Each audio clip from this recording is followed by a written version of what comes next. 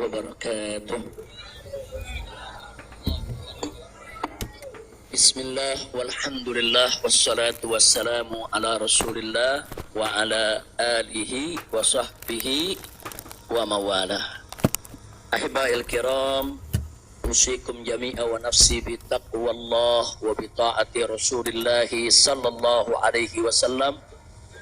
Fa nas'alullah subhanahu wa ta'ala an yahdiyana ila siratihil mustaqim wa yaj'alana minal muttaqin wa yudkhilana jannatahu jannatan na'im, amin ya rabbal alamin. Segala puji kita panjatkan bagi Allah Jalla Jalaluh. Saya bersyukur sekali kepada Allah, sangat berbahagia pada hari ini akhirnya saya sekeluarga bisa kembali pulang ke rumah. Alhamdulillahirabbil alamin. Dan saya juga mengucapkan terima kasih secara khusus kepada pengurus Dewan Pimpinan Luar Negeri Front Pembela Islam Saudi Arabia. Beberapa pengurusnya ikut dengan saya pada hari ini. Mereka ikut mengawal dari Mekah, Jeddah sampai ke tempat ini. Di antara yang ikut ada Ustadz Abdul Hakim selaku sekretaris dari FPI Saudi. Kemudian ada juga Ustadz Son Haji, Ustadz Jazuli, Ustadz Ehsan. Kemudian juga ada Habib Abdullah Maulad Dawilah, ditambah lagi Habib Abu Bakar Mugebel. Jumlah semua kami berangkat dari sana ada 18 orang. Alhamdulillah semua dimudahkan. Kita doakan mereka-mereka yang telah dengan setia menemani kita, membantu kita sehingga semua urusan menjadi lancar. Jazakumullahu khairal jaza. Nah, baiklah ya ikhwan. Yang pertama ingin saya sampaikan di sini, saya sekeluarga selama tinggal di kota suci Makkah tidak ada kesulitan apapun. Jadi kita tidak ada kesulitan, kita tidak ada kesusahan. Walaupun ada pihak lain yang mencoba untuk membuat saya sulit, membuat saya susah, tapi alhamdulillah tidak pernah berhasil. Wa yamkuruna wa yamkurullah wallahu khairul makirin. Jadi kalau saya malu sekali kalau saya harus katakan, oh di Mekah ini susah, kita diasingkan, kita dijauhkan. Enggak. Di Mekah nikmat, baladan aminan mubarakat.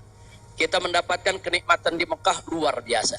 Di sini saya banyak kawan, sampai di Mekah saya dapat kawan juga tidak kalah banyak. Di sini kita punya jamaah, sampai di Mekah juga kita punya jamaah. Di sini kita punya pengajian, sampai di Mekah juga kita buka pengajian. Di sini kita punya gerakan dakwah, ternyata di Mekah juga kita buka gerakan dakwah. Jadi artinya enggak ada yang kurang. Bahkan sekali lagi kita katakan di Mekah ini tentu punya kelebihan yang luar biasa untuk ibadah 100.000 kali lipat ganjarannya. Sebetulnya kalau ingat 100.000 kali lipat kayaknya nggak mau pulang ya. Habib, 100.000 kali lipat begitu sampai Tamburan satu lagi nilainya. Di Petamburan nilainya 1, kalau di Mekah nilainya 100.000. Laulal wajibat dakwiyah, kalau tidak ada kewajiban dakwah di negeri ini, saya tidak akan tinggalkan Mekah. Kita cinta Mekah, Mekah luar biasa, satu negeri yang memang penuh keberkahan. Baladan aminan mubarakat. Jadi sekali lagi, selama kita di Mekah, alhamdulillah. Kalaupun ada sedikit tantangan-tantangan, sedikit kesulitan-kesulitan, tapi semua itu bisa atasi dengan mudah ya ikhwan. Nah baiklah. Kemudian yang perlu saya sampaikan juga ya ikhwan, di tempat ini kenapa muncul aneka ragam isyaat, itu isu-isu, gosip, rumor dan lain sebagainya. Katanya saya mau ditangkap lah, mau dideportasi lah, kemudian juga overstay lah dan seterusnya. Jadi yang ingin saya sampaikan di sini, ya saya memang overstay pada awalnya. Jadi sebulan sebelum visa saya habis, saya waktu itu mendapat pencekalan, tidak boleh pulang. Nah, tapi pencekalan tersebut bukan karena melanggar aturan, bukan karena melanggar ketentuan keimigrasian, bukan. Jadi kalau ada mengatakan karena ada pelanggaran, ada pidana, bohong. Saudara, itu hoax, bahkan itu fitnah. Jadi saya dicekal li asbabin amniyah. Itu ditulis dalam surat cekalnya. Li asbabin amniyah, karena alasan keamanan.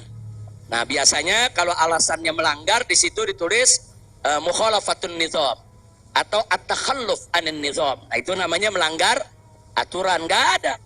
Di dokumen saya tidak ada kalimat at-takhalluf anin nizam atau mukhalafatun qanun. Enggak ada. Yang ada adalah li asbabin amniyah, untuk alasan keamanan.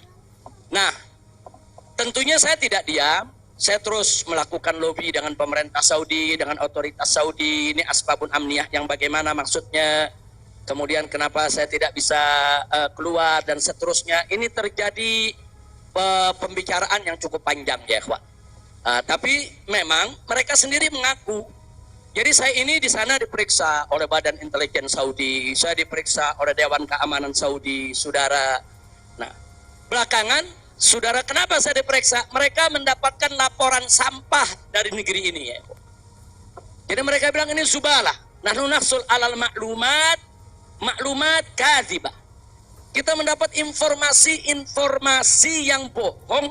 Bahkan mereka bilang zubalah. Zubalah itu sampah ya, kawan. Informasi sampah tentang Anda. Jadi katanya saya ini buronan, melarikan diri, ada persoalan hukum yang saya hadapi. Saya ini katanya red notice. Kemudian ada lagi yang mengatakan kalau saya ini saudara orang politik yang selalu bikin keributan di mana-mana, nanti bahaya untuk keamanan Saudi. Nah, ini laporan-laporan semacam ini, saya tidak mau menuduh siapa yang melapor si A atau si B atau si C ya ikhwan. Tapi ini ada. Dan ini bukan laporan dari orang biasa. Kalau laporan dari orang biasa, saudara, nggak bakal dihiraukan oleh pemerintah Saudi. Ini tingkat negara. Ini bukan tingkat RT, bukan tingkat RW, ini tingkat negara. Negara Saudi mendapatkan laporan. Berarti yang memberikan laporan ini, saudara, ini tingkat tinggi juga. Nah, tapi ala kulihal semua kita buktikan. Mereka bilang, apa betul? Anda ini punya kasus hukum. Ada 2 kasus hukum. Satu di Jakarta, satu di Bandung. Saya katakan kepada mereka, saya tidak punya kasus hukum. Mana buktinya? Saya punya SP3. SP3-nya saya terjemahkan ke dalam bahasa Arab. Kayaknya dalam sejarah nggak pernah ada SP3 diterjemahkan ke dalam bahasa Arab. Sebab kalau saya serahkan SP3, ya tentu kan polisi di sana nggak paham, intelijen di sana nggak paham apa isinya, apa maksudnya. Kita terjemahkan dalam bahasa Arab. Kita buat dokumen resmi, terjemah resmi. Jadi saya katakan tuduhan apa yang Anda dapat dari pemerintah Indonesia? Oh, Anda ini melarikan diri dari Jakarta karena ada kasus hukum. Saya tunjukkan, ini SP3. Silakan Anda baca. Begitu mereka baca, mereka kaget. Oh, ini kan hukum sudah selesai. Kenapa kok masih dilaporkan Anda tetap bersalah? Jadi pemerintah Saudi sendiri yang menilai ya, Pak. Nah, kemudian yang kedua, waktu kasus Bandung, saya bilang juga udah nggak ada perkara. Punya SP3, saya terjemahin lagi SP3-nya. Saudara. Nah, terakhir mereka bilang katanya Anda ini dikejar-kejar badan intelijen dari negara Anda. Saya bilang enggak, saya nggak punya persoalan dengan badan intelijen.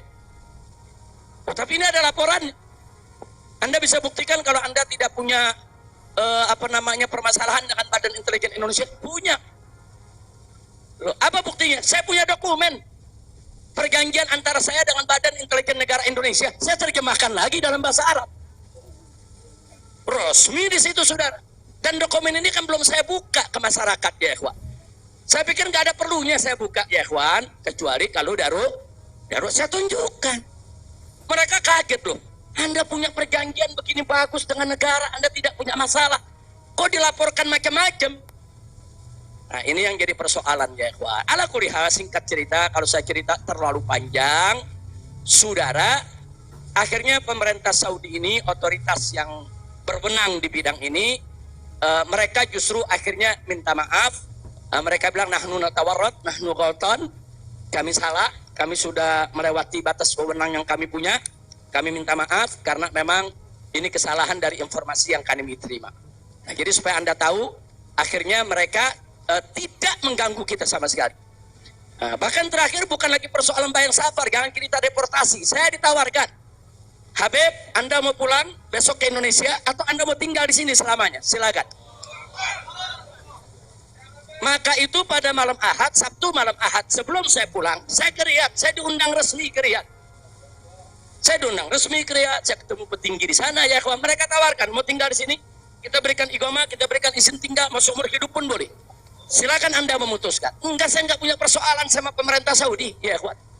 Jadi bohong kalau ada yang bilang saya punya persoalan. Jadi makanya kalau pejabat tuh jangan sembarang bicara. Kalau mau bicara tuh mesti punya data dong. Masa pejabat bicara nggak pakai data? Kalau nggak pakai data, pedagang kopi di warung-warung, ya kan dagang kopi di warung nggak pakai data. Ada kopinya seduh, pakai gula, selesai kasih. Kira-kira jelas gak? Ini kalau pejabat tingkat negara harus punya data, ya ikhwan, nggak sembarangan. Tapi baiklah, kita bagian akhir. Jadi begitu mereka sudah tahu itu semua, semula saya mau dibikinkan bayan safar. Bayan safar itu exit permit, saudara. Nah, bayan safar itu ada dua. Ada izin keluar Saudi, saudara, karena orang melakukan pelanggaran.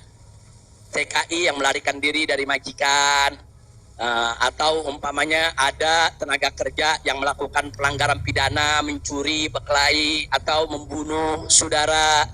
Nah, mereka ini kalau diusir dari Saudi itu namanya deportasi dengan bayan safar. Tapi ada juga jenis bayan safar lain. Nah, seperti apa? Seperti orang yang mendapat suaka politik, itu kan perlindungan. Atau seperti orang yang dicekal politik, seperti yang saya alami. Itu bukan pidana. Atau seperti mereka yang kehilangan warga negara, seperti orang-orang Rohingya yang tinggal di Mekah. Itu mereka nggak punya warga negara, saudara. Tapi kalau suatu ketika mereka mau pulang ke negerinya, diberikan bayan safar kalau mereka mau pulang. Nah, kalau mereka nggak mau pulang, mereka dijamin silakan tinggal di Saudi Arabia. Nah, jadi ini namanya bayan safar. Tapi ternyata terakhir karena mereka menyadari saya tidak bersalah, ini yang menarik ya. Mereka sendiri yang mengatakan, ya Syekh, Anda tidak layak untuk dapat bayan safar. Karena kalau Anda dapat bayan safar, nanti catatan overstay-nya itu nggak hilang. Nah, jadi dalam dokumen keimigrasian kan ada overstay, itu nggak hilang. Nah, walaupun Anda tidak dicegah, tapi catatan itu kan jadi buruk. Anda nggak pantas untuk mendapat catatan buruk karena Anda tidak bersalah. Jadi saya tanya, lalu apa mau diberikan? Jadi dibatalkan itu bayan safar. Lalu apa mau diberikan? Kami perpanjang visa Anda. Jadi selama 2 tahun lebih, 3 tahun setengah itu ya kawan, seolah-olah saya punya visa umurnya 3 tahun setengah. Tidak ada overstay ya kawan.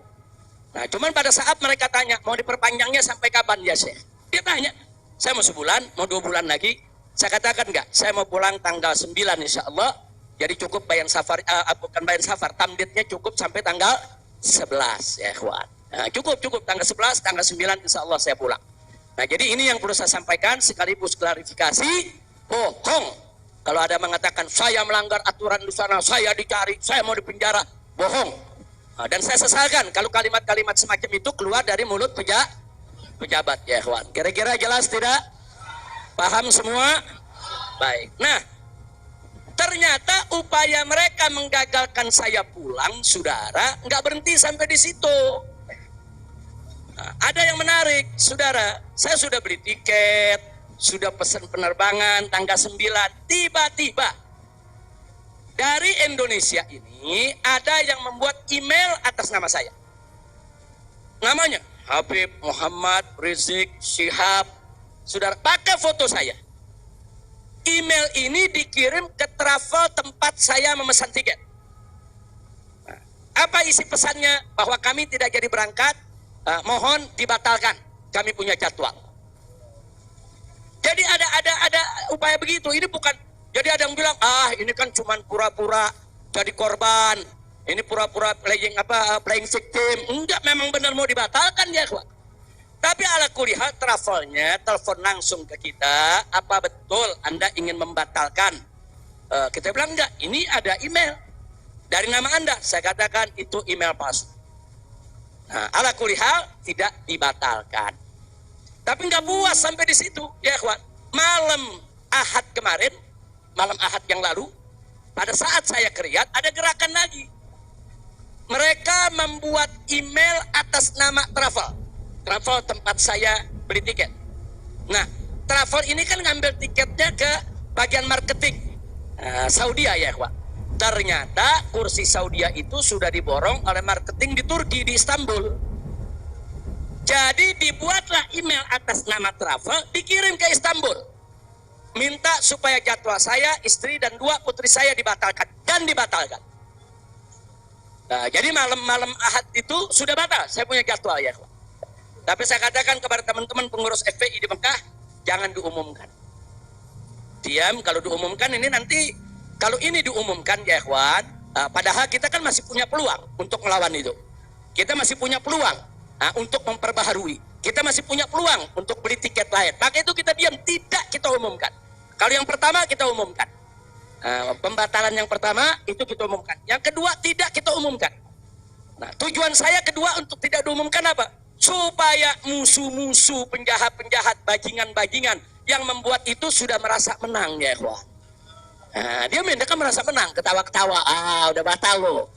Besok kalau lo ke airport, begitu masuk ke counter, nama sudah tidak ada. Biarin aja dia senang ya ikhwan, nggak apa-apa, biar dia senang. Jadi sengaja kita biarkan. Nah, kemudian kita hubungi travel yang ada, kita minta untuk ganti kode booking. Nah, ada tambahan biaya, kita tambah biaya. Tetap kita minta tanggal itu untuk kita dapat kursi. Dan kita dapat. Kita diam ya ikhwan. Kita nggak umumkan kalau kita punya tiket baru. Nah, ini kita tidak umumkan. Lancar semua. Tapi ternyata jebol juga informasi ke mereka kalau saya punya tiket baru ya ikhwan. Lalu apa yang terjadi? Pesawat berangkat jam 7. Dari jam 11 siang saya sudah kirim orang untuk check-in. Jam 2 kita sudah full semua, kita sudah dapat check-in. Barang sudah masuk. Tiba-tiba jam 4 sore di airport dapat panggilan, saya punya putri yang satu tiketnya batal. Ini permainan gila-gilaan ini ya, Pak. Nah, kita tanya, kita konfirmasi ini bagaimana bisa batal ini? Ya alasannya katanya ada ATM palsu lah, ada orang mengaku bahwa ATM-nya dipakai lah, duitnya dicuri lah, dan lain sebagainya. Tapi tujuan dia, kalau saya punya putri itu batal, saya nggak bisa berangkat. Kenapa? Karena saya kafilnya. Nah, peraturan di Saudi nggak boleh kafil keluar. Saya ini kafilnya kalau anaknya tidak keluar. Kalau anak istri keluar, saya tidak keluar masih boleh. Tapi kalau saya keluar, sementara anak istri tidak keluar, nggak boleh. Itu peraturan di Saudi. Jadi sekarang dia batalkan satu supaya saya nggak ikut berangkat ya, Wak. Nah, jadi ini terjadi. Nah, jam 4 sore itu kita berkutat. Tapi alhamdulillah, saudara, otoritas Saudi bantu kita. Mereka juga kaget-kaget. Oh, ini ada apa ini? Kok pembatalan bisa begini? Mereka nggak pernah alami ini semua ya, Wak. Nah, akhirnya jam 5 sore semua bisa teratasi. Jam 6 sore kita sudah masuk ke ruang tunggu dan jam 7 kita sudah bisa berangkat. Alhamdulillah. Nah, di sini yang saya ingin sampaikan ya, Ikhwan. Kalau Allah sudah menentukan kita pulang, mau kekuatan apapun yang mencoba untuk menghalangi tidak akan pernah mampu untuk melawan kehendak Allah. Alhamdulillah. Dan Nabi sudah mengingatkan kita, saudara. Sudah mengingatkan kita dari jauh-jauh hari, hatta manusia dan jin ini bersatu untuk memberikan manfaat kepada engkau, tidak akan pernah bisa kecuali manfaat yang sudah ditetapkan oleh Allah. Begitu juga saudara, manusia dan jin rame-rame bersatu untuk mencelakakanmu.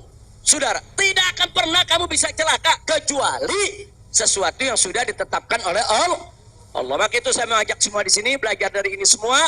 Saudara, dekatkan diri kepada Allah, tingkatkan tawakal kita, jangan takut dengan orang-orang yang ingin berbuat jahat kepada kita semua. Nggak usah khawatir. Wa yamkuruna wa yamkurullah wallahu khairul.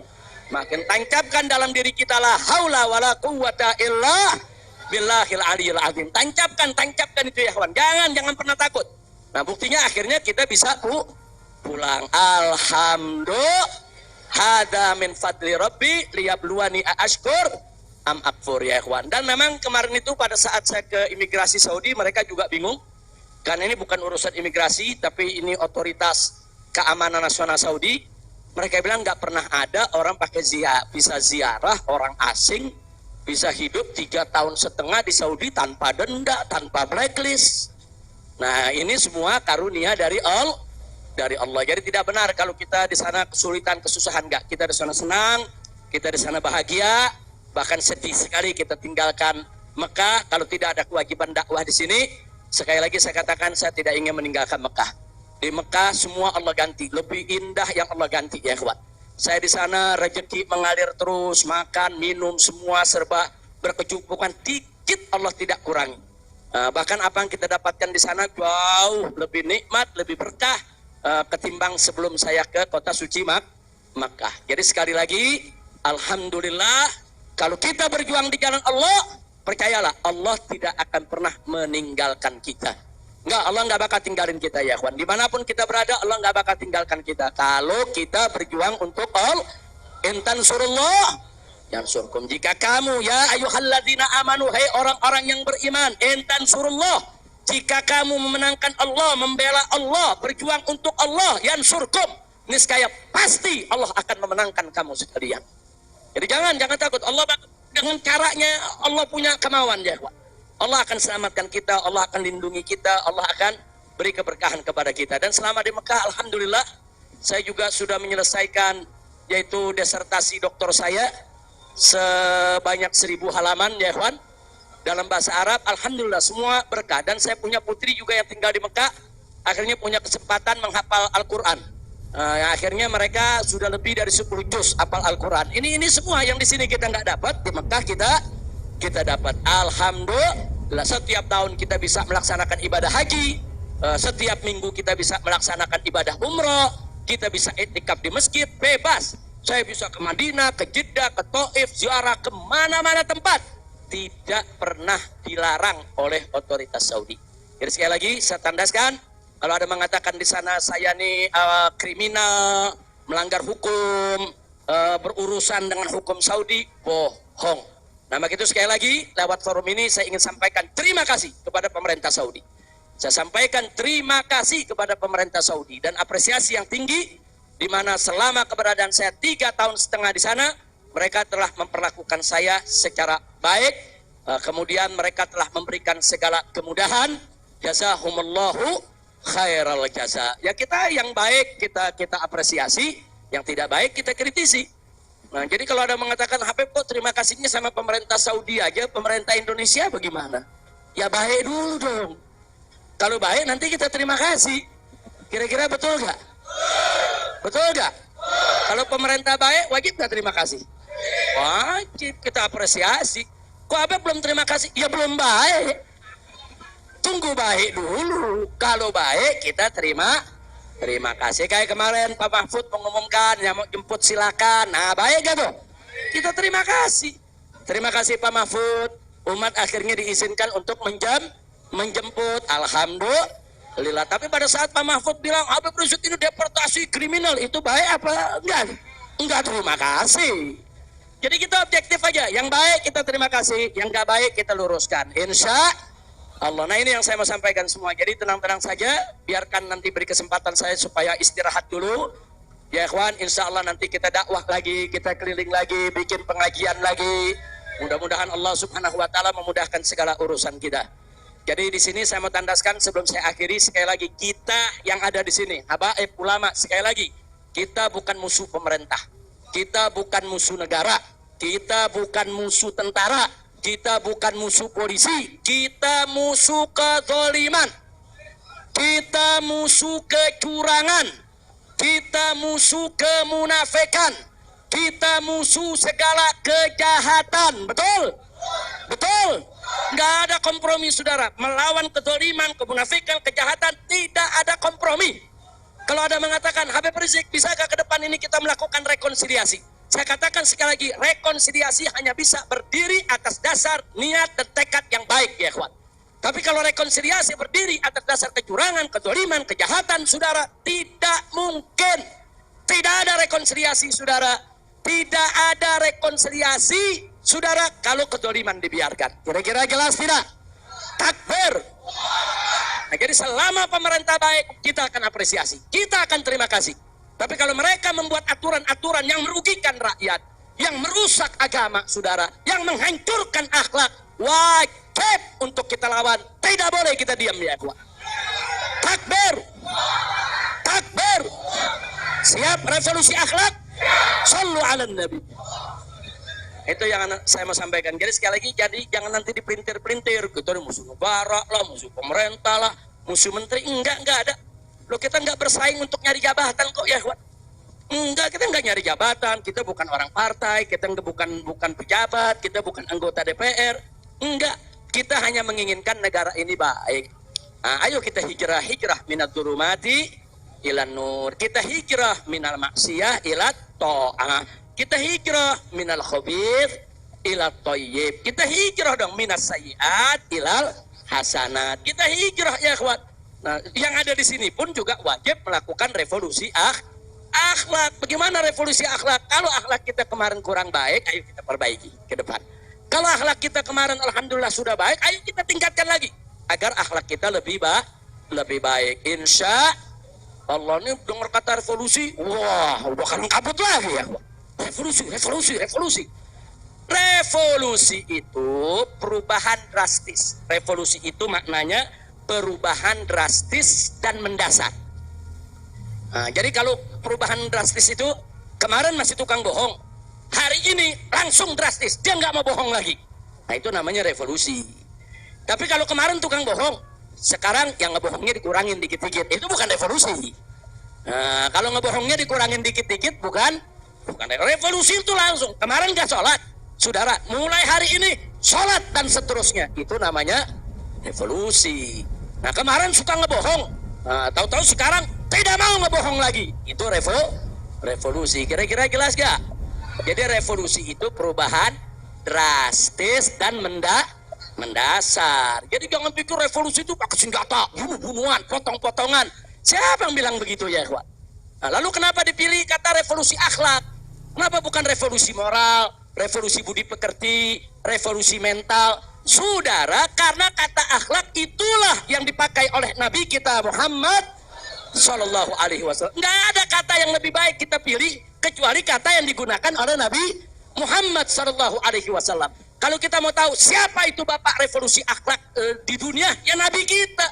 Nabi kita itu pejuang revolusi akhlak. Nabi kita itu pahlawan revolusi akhlak.